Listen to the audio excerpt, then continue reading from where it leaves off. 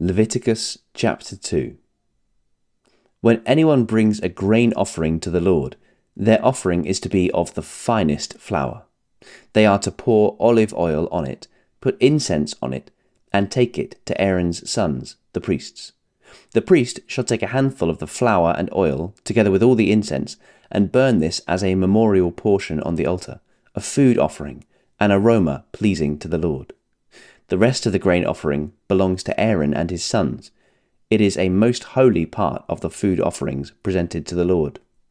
If you bring a grain offering baked in an oven, it is to consist of the finest flour, either thick loaves made without yeast and with olive oil mixed in, or thin loaves made without yeast and brushed with olive oil.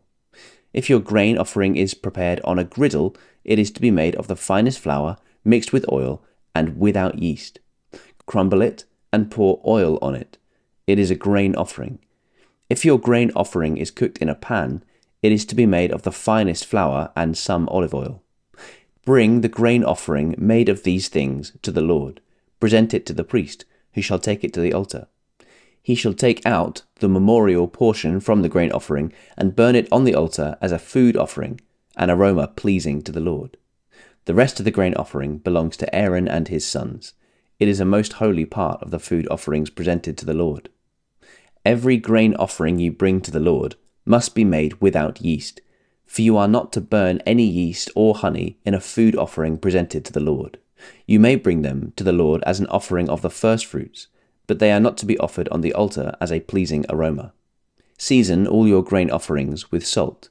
Do not leave the salt of the covenant of your God out of your grain offerings. Add salt to all your offerings.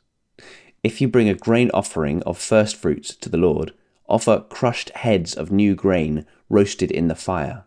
Put oil and incense on it. It is a grain offering.